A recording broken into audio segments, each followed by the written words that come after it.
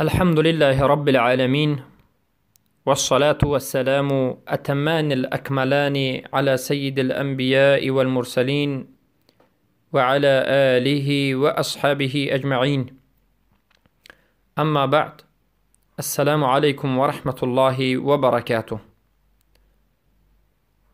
بإذن الله سبحانه وتعالى این حلقه ششم از آموزش کلمة التوحید لا اله الا الله محمد رسول الله می باشد.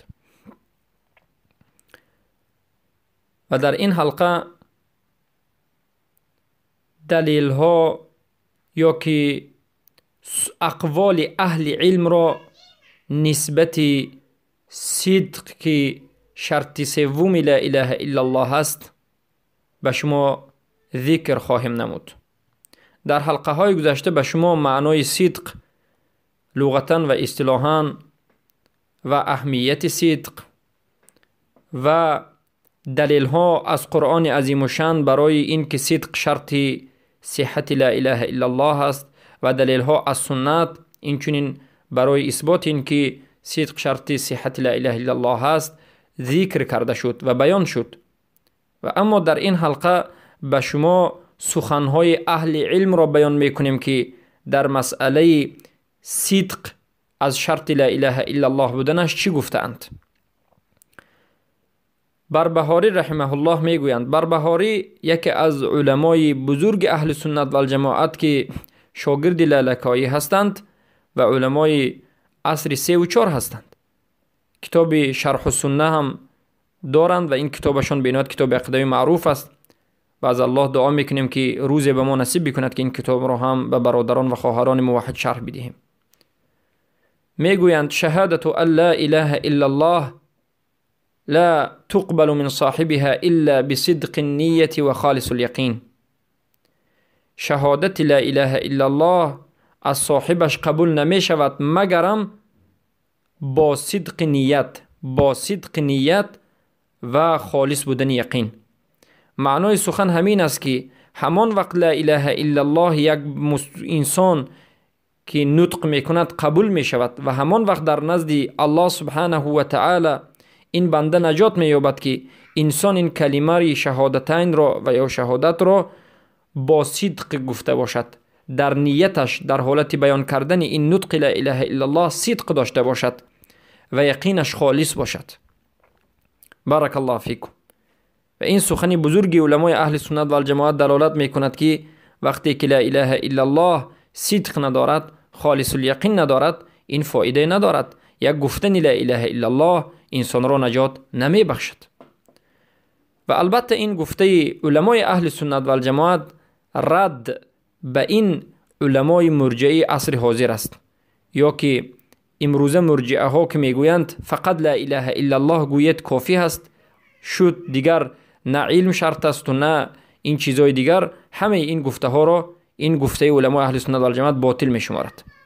و این چنین علمای دیگری اهل سنت و الجماعت المروزی در کتاب الصلاة ذکر می کنند و الشاهد بلا اله الا الله هو المصدق المقر بقلبه، یعنی شاهد بلا اله الا الله، شهادت دهنده حقیقی بلا اله الا الله همون کسی هست که مصدق باشد، لا اله الا الله را تصدیق بکند و به قلبش اقرار بکند.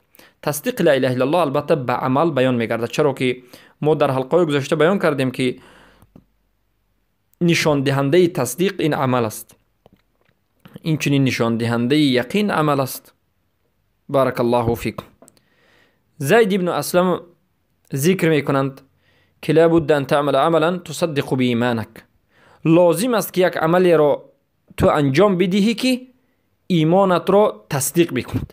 یعنی وقتی که شهادت لا اله الا الله را به زبان گرفتی، شهادت محمد رسول الله صلی الله علیه و سلم را نطق کردی و قبول کردی، باید یک عملی را بکنی که این شهادت را تصدیق بکند. و البته این زید ابن اسلم روایتی که آمده است لالکایی در کتاب اصول اعتقاد تخریج کردند. لالکایی استادی بربهاری هستند و بزرگترین کتاب عقیده اهل سنت و الجماعت که از 8 مجلد عبارت است اصول اعتقاد اهل سنت و الجماعت را نوشته اند و اولین کتابی کامل شامل عقیده است و تمام اکثر کتاب های عقیدوی به همین کتاب باز میگردد. و این چنین امام اوزاعی رحمه الله میگویند لا يستقيم الإيمان إلا بالقول ولا يستقيم القول إلا بالعمل ولا يستقيم العمل إلا بالنية فمن آمن باللسان وعرف بقلبه وصدق ذلك بعمله فذلك العروة الوثقى. و أخرجه اللالكائي. و این سخن اوزاعی را هم امام الشيخ اللالكائي امام اهل السنة والجماعة در کتاب اصول اعتقاد اهل السنة والجماعة بیان میکند. یعنی امام اوزاعی میگن که ایمان مستقیم نمی شود مگرم به قول، مگرم به سخن، و سخن مستقیم درست نمی شود مگرم به عمل، و عمل درست نمی شود مگرم به نیت. پس هر کسی که به زبانش ایمان بیاورد و به قلبش اقرار بکند و تصدیق بکند و صدق ذلك و به همین ایمان آوردهش و عمل کردهش را تصدیق بکند، یعنی تصدیق را به چی؟ به عملش بکند. و صدق ذلك بعملی، به عملش همین نطقش را تصدیق بکند، پس این عروة الوثقى است، یعنی بهترین راه نجات را دریافته است. ببینید اسلام چیست، ایمان چیست؟ این سخن اوزاعی رحمه الله به شما بیان میکند که البته ایمان به زبان، اقرار به قلب و عمل به جوارح. بارک الله فیکم. تصدیق یعنی تصدیق کردن ایمان با عمل. وقتی که شما عمل می نمایید این دلالت میکند که شما ایمانتان در حقیقت نطقی که به زبان کردید درست است و از نفاق نکردید. و حذیفه بن الیمان رضی الله عنه میگند النفاق الرجل يتكلم بالإسلام ولا يعمل به. أخرجه الفريابي في صفة النفاق. حذیفه بن الیمان رضی الله عنه صحابی رسول اکرم صلی الله علیه و سلم، صاحب سر رسول اکرم صلی الله علیه و سلم میگن نفاق چیست؟ یعنی به نفاق جواب میدن. نفاق میگن این همون است که یک مرد به اسلام سخن کند اما عمل به اسلام نکند. سخنانش سخنان اسلامی است اما عمل ندارد. همین نفاق است و همین کسی است که صدق ندارد. بارک الله فیکم. و البته حسن بصری هم کبار تابعین میگویند من النفاق اختلاف اللسان والقلب واختلاف السر والعنان واختلاف الدخول والخروج واساس الكذب. یعنی از نفاق این است که نفاق این است که زبان انسان به قلب انسان اختلاف بکند، پنهانی انسان، سر انسان به آشکاریش، ظاهرش اختلاف بکند. و اساس همه این اختلاف ها این دروغ است، میگن کذب است. کذب یعنی ضدی صدق. وقتی که صدق به وجود نآمد همین نفاق به وجود میاد. پس این چونین حسن البصری رحمه الله میگند که النفاق نفاقان، نفاق دو تاست، نفاق تکذیب و نفاق عمل. نفاق تکذیب نفاقی که دروغ میشمارید و نفاق عمل. نفاق عمل، نفاق تکذیب چیست؟ یک انسان دین را تکذیب میکرد. اما نفاق عمل چیست؟ نفاق عمل همین است که انسان درونش کفر است، در درونش صدق وجود ندارد، در درونش کذیب هست، تکذیب است، اما ظاهرا عمل مینماید. یعنی این نفاق عمل است که امروز به نهایت وجود دارد، به نهایت زیاد وجود دارد که بعضی انسان ها عمل میکنند به خاطر ملای، به خاطر قوم، به خاطر آبروی، به خاطر ریاست، به خاطر کرسی عمل میکرد، اما دلشون کفر است و صدق وجود ندارد، کذب است. وقتی که صدق وجود نداشت کفر وجود دارد. پس این نفاق عملی است، به خاطر یک چیز انجام، نه به خاطر الله سبحانه و تعالی. و این روایت را البته ابن بطه در کتاب الابانه ذکر میکند. ابن بطه رحمه الله یکی از علمای اهل سنت و الجماعت در مسئله عقیده کتاب ابانه دارند. ببینید کتاب بزرگ است، الابانه، ابانه الکبری و الصغری. البته این روایت را ذکر میکند. و امام احمد رحمه الله ذکر میکنند، میگند الایمان قول و عمل و نیه. ایمان این قول است و عمل است و نیت است، یعنی نیت باید صادق باشد. حافظ ابن حجر رحمه الله میگد صادقا احتراز من شهادت المنافق. یعنی همون وقتی ایمان قول و عمل نیت قبول میشد که صادقانه باشد و صدق برای این شرط لا اله الا الله ذکر شده است که تا که از نفاق شهادت منافق یعنی از شهادت مؤمن جدا کرده شد. و ابن تیمیه رحمه الله در کتاب تحفة العراقیه ذکر میکنند و میگند الصدق والتصدیق يكون في الاقوال والاعمال ويقال حملوا على العدو حملة صادقة وفلان صادق المحبة. یعنی میگند صدق و تصدیق هم در سخنها و هم در عملها، هم در اقوال و هم در اعمال به وجود می آید. و گفته می شود میگند حمله به دشمن کرده شد، حمله صادقانه و فلان انسان در محبتش صادق است. پس میگند برای همین یریدون بالصادق، از کلمه صادق میخواهند که صادق در ارادتش باشد و در قصدش باشد و در طلبش باشد. پس انمین چنین انسان هایی که در ارادهش در قصدش صادق است، در عملش هم صادق است. بارک الله فیکم. پس انسان صادق این از منافق دور است. صادق هم در کلامش، هم در سخنش صادق است، هم در عملش صادق است، هم در اراده اش صادق است، هم در نیتش صادق است، هم در قصدش صادق است، هم در طلبش صادق است. ببینید انسانی که صدقش حقیقی است، شرط صدق صحت لا اله الا الله 100% به جا آمده است، و انسانی که صادق است و جمله صادقین است، این انسان در همه کارش صادق و درست و راست است. اما منافق این ضد مؤمن است. منافق ضد مؤمن و ضد صادق است. منافق کسی است که دروغ میگوید، در سخنش دروغ میگوید، در عملش دروغ است، عملش ظاهرا است، باطنش کفر است و دروغ است، نیتش دروغ است، قصدش دروغ است، اراده دروغین دارد و همیشه صحبتش از دروغ است و عملش هم عملی دروغین است، برای خاطر مردم، برای نشان دادن انجام داده شده است. سبحان الله. و البته این سخن شیخ الاسلام ابن تیمیه بینوش سخن بزرگ است و آشکارا بیان میکند که صدق چیست و کذب چیست، و بیان میکند که صدق این شرط قبول لا اله الا الله است. همان وقت لا اله الا الله صحیح است، همان وقت قبول میگردد که صدق وجود داشته باشد. صدق وجود نداشته باشد لا اله الا الله صحیح نیست. وقتی که لا اله الا الله صحیح نشد، لا اله الا الله قبول نیست. پس در جای دیگر شیخ الاسلام ابن تیمیه در مجموعه الفتاوا ذکر میکنه، آمده است که والصدق هو فی الحقیقه تحقیق الایمان والاسلام. صدق این در حقیقت تحقیق ایمان است و اسلام است. فان المظهرین للاسلام ينقسمون لمؤمن و منافق والفرق بینهم فی الصدق.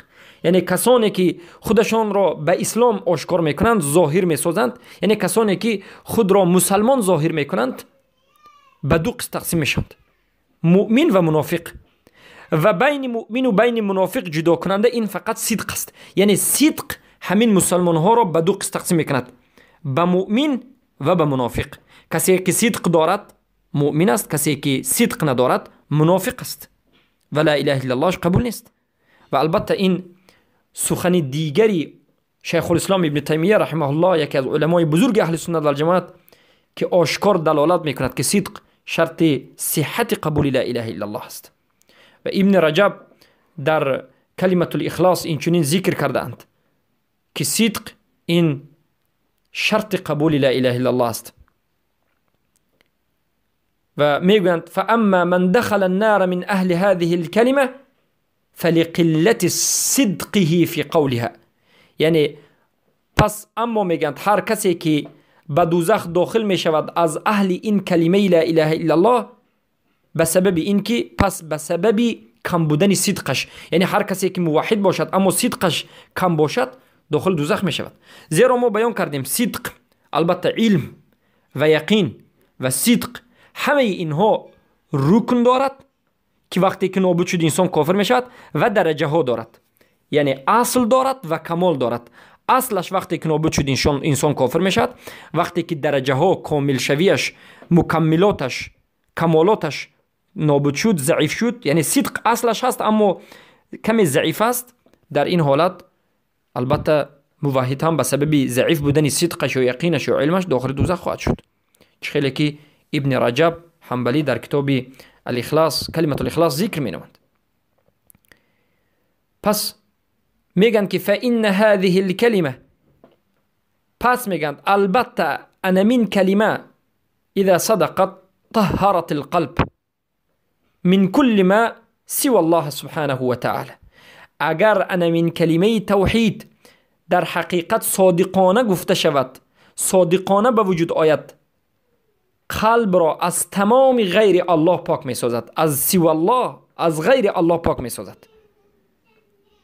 پس هر وقتا که در قلب انسان اثر از غیر الله به وجود می آید، باید دانسته شود که از کم بودن صدق است، از کم بودن صدق در قول یا در عمل است. سبحان الله. یعنی ببینید چقدر قلب انسان به الله تکیه بکند و از غیر الله دور بشود، رزق را از غیر الله نداند، عمر را از غیر الله نداند، بلا و ضرر را از غیر الله نداند، همیشه همه چیز را از الله داند، از دلش غیر الله را، تعلق به غیر الله را نسبت کند، به هیچ کس تعلق تکیه نکند، فقط به الله تکیه بکند، پس این دلالت میکرد که این قلب صدقش کامل است، پر از صدق است.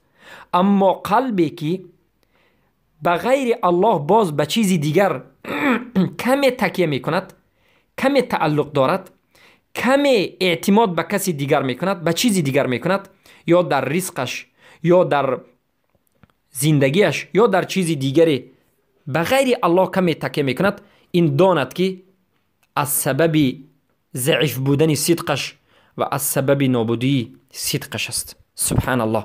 چقدر صدق انسان از قلبش ضعیف شد، همان قدر انسان به غیر الله تکیه میکند و در قلبش غیر الله با چیزی دیگر وجود دارد. سبحان الله.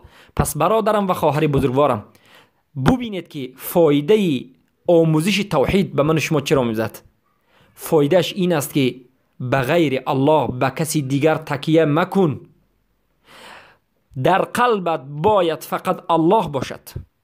تمامی چیزهایی که در این دنیا وجود دارد و به وقوع می پیوندد و تمامی حادثه ها را از الله بدان و تمامی بلا و مشکلی و تمامی مصیبت را از الله بدان، تمامی نیکی و بدی را از الله بدان، در تمامی کوچکترین و بزرگترین کارت تکیه به الله بکن و غیر الله در قلب چیزی دیگری ندار. انا این توحید است، انا این صدق است و شرط لا اله الا الله صدق به من شما همین را می آموزد. پس اگر همه مؤمنان این طور باشند، سبحان الله چقدر امت اسلام قوی می گردد، چقدر امت اسلام ثابت قدم می گردد. پس ومن صدق في قول لا اله الا الله لم يحب سواه ولم يرج سواه ولم يخش احدا الا الله ولم يتوكل الا على الله. الله رحمتت کند تو را ابن رجب حنبلی که چقدر سخن زیبایی گفته ای. در دوام سخنشان میگویند هر کسی که صدق را در گفتن لا اله الا الله به جا بیاورد، هر کسی که به لا اله الا الله گفته‌اش تصدیق داشته باشد، صدق حقیقی داشته باشد، غیر از این کلمه دیگر چیز را دوست نمی‌دارد، بغیر از این کلمه از دیگر چیزی نمی‌ترسد. یعنی غیر از الله یگانه، از غیر الله از هیچ کسی نمی‌ترسد و به هیچ کسی توکل نمی‌کند بجز الله سبحانه و تعالی. یعنی برادرم و خواهر بزرگوارم، اگر این نطقی که تو کردی که لا اله الا الله بود صادقانه باشد، همین نطقی کرده را در حقیقت تصدیق کرده باشی، بدان که غیر از الله دیگر کسی را دوست نخواهی داشت، غیر از الله، غیر از رسولش و غیر از دینش و غیر از کلامش دیگر کسی را دوست نخواهی داشت و غیر از الله از کسی دیگر و از چیزی دیگر نخواهی ترسید. ولم یخش احدا الا الله، از هیچ کسی نمی ترسی مگرم از الله رب العزت و الجلال و به هیچ چیزی توکل نمی کنی بجز الله رب العزت و الجلال. تکیه‌ات به الله است در مشکلیت و در بلایت، در تمامی نعمت و خرسندی و آفت و بلایت.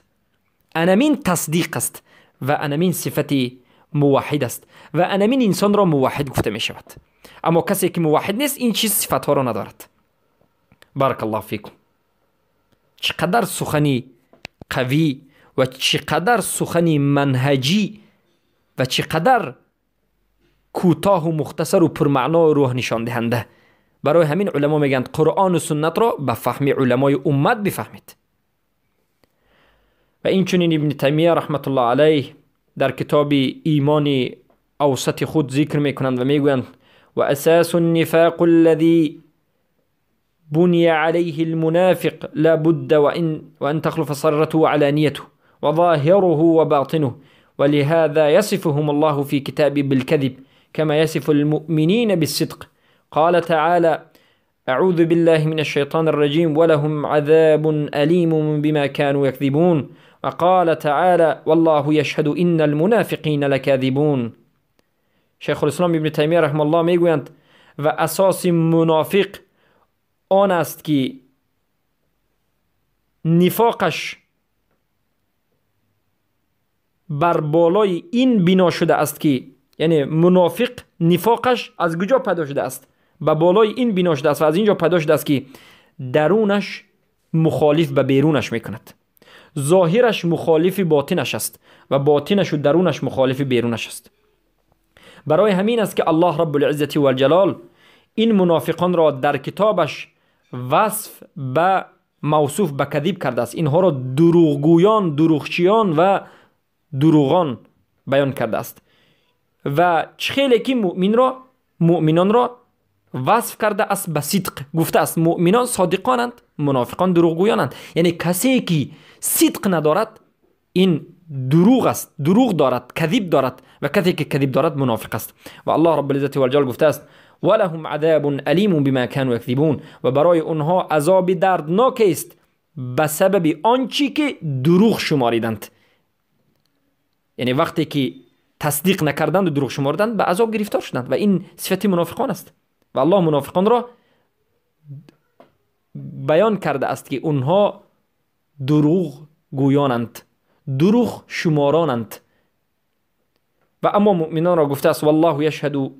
البته الله منافقان را صفتهای صدقش را بیان کرده است، ما به شما بیان کردیم. و البته اینچنین منافقان را بیان کرده است و گفته است الله والله شهادت میدهد، الله شهادت میدهد که البته منافقین حتما دروغ میگویند، دروغ گویانند، دروغینند و دروغ عمل کنندگانند. سبحان الله. پس این آیات و این گفته علما دلالت میکند که علمای اهل سنت و الجماعت همه از قرآن و سنت فهمیدند که صدق این شرط صحت لا اله الا الله است. و این چنین امام قرطبی در مفهم میگویند صدق القلب تصدیقه الجازم بحيث لا يخطر له نقيض ما صدق به وذلك من برهان فيكون عالما. البته میگویند صدق قلب این تصدیق کردن جازم همچنانه که یگان کمترین نقض صدقا وجود نداشته باشد، یعنی صدق حقیقی باشد. و ابن تیمیه رحمت الله در کتاب منهاج السنه و رد علی الجهمیه والرافضه والجهمیه ذکر میکنه که الصدق قد يراد به الكامل في الصدق وقد يراد به الكامل في التصديق. صدق او الصدیق یا که الصدیق در بعضی حالتها از این کلمه کامل در صدق را فهمیده می شود و در بعضی حالتها مراد از این کلمه کامل در تصدیق را فهمیده می شود. یعنی صدق و تصدیق چی است؟ الصدیق دو معنی دارد. در بعضی حالتها کامل فی صدق، خود انسان در صدقش کامل است، در عملش در صدق لا اله الا الله کامل است خودش. و در بعضی حالتها الصدیق گفته انسان چیزی حق را تصدیق میکند، این را میگن. بارک الله فیکم. الصدق و التصدیق. و ابن القیم الجوزی شاگردی و یکی از بزرگترین شاگردان کبار تلامید ابن تیمیه رحمه الله میگویند والصدق بالاعمال الظاهره والباطنه والصدق هو مقام الاسلام والایمان. صدق با عملهای ظاهر و باطن میشود و صدق این مقام اسلام و ایمان است. ببینید بارک الله فیکم، علما صدق را مقام بالاترین ایمان و اسلام ذکر کردند. و این چنین ابن القیم الجوزی در مدارج السالکین خود ذکر میکند اعلى مراتب الصدق الصدیقیه و هي كمال الانقياد لرسول صلی الله علیه وسلم مع كمال الاخلاص للمرسل. بارک الله فیکم. ببینید بالاترین مرتبه صدق و صدیقیه این کمال انقیاد است، یعنی کمال پیرو شدن و پابرجا شدن و اتباع رسول اکرم صلی الله علیه وسلم کردند با همراهی کمال اخلاص به مرسل، یعنی قرآن و سنت. بارک الله فیکم. این سخن ابن القیم الجوزی هم به ما میفهمد که بالاترین درجه صدق و صدیقی این پیرو شدن به رسول الله است. وقتی که 100% انقیاد به رسول الله میکنیم، پیروی حقیقی به رسول الله میکنیم، به گفتهشون عمل میکنیم، این دلالت میکرد که ما صدق را به انجام دادیم. بارک الله فیکم. و این چنین در مجارج سالکین با در جای دیگرش ابن القیم جوزی ذکر میکنند و میگند الایمان اساسه الصدق و النفاق اساسه الكذب. اساس ایمان این صدق است و اساس نفاق این کذب است. و الصدق تمیز اهل النفاق من اهل ایمان.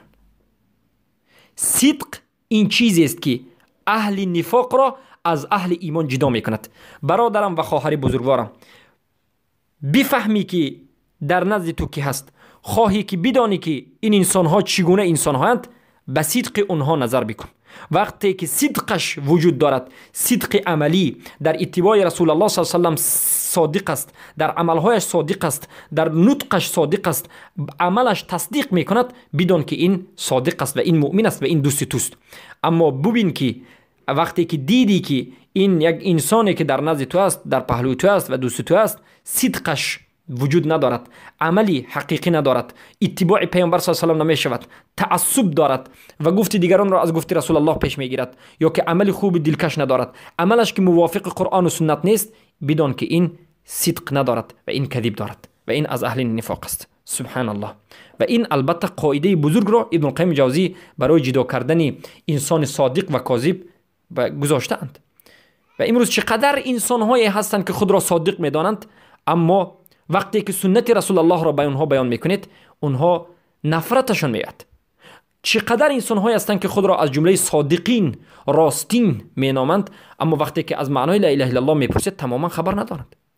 وقتی که میبینید شرک را انجام میدن، وقتی که میبینید موالات و دوستی با کفار دارند، وقتی که میبینید از مسلمان ها براءت میجویند، ولا و براءشان برعکس است، باید با مسلمان ها دوستی میکنند اما اینها با کفار دوستی میکنند و از مسلمان بیزاری میجویند. و چقدر کسانی هستند که خود را صادق میگن، وقتی که توحید را میرسانید، وقتی که کفر بر طاغوت را میرسانید، وقتی که مسئله تکفیر را به اونها بیان میکنید، اونها نفرتشون میاد و از این روی میگردند. پس دلالت میکرد که اونها صادق نیستند. بارک الله فیکم. و اونها در دلشان نفاق وجود دارد. و این چنین ابن القیم الجوزی در کتاب مدارج السالکین ذکر میکنند فإن الصادق مطلوبه رضا ربه و تنفيذ اوامره و تتبع محابه لا يطيقه الا اصحاب العزائم. سبحان الله. پس میگند البته صادق، یعنی انسان صادق، مقصدش و مطلوبش این رضاگی ربش الله رب العزت و الجلال است و به وجود آوردن تنفیذ امرهای الله است و پیرو شدن به دوست داشته های الله است. و به همین صدق هیچ کس طاقت کرده نمیتواند مگرم صاحبان عزائم، یعنی عزائم کسانی که قصد حقیقی دارند و کسانی که در حقیقت دین را حقیقی و صادق کردند. پس بارک الله فیکم. برادرانم و خواهران عزیزم، از جمله صادقان باشید.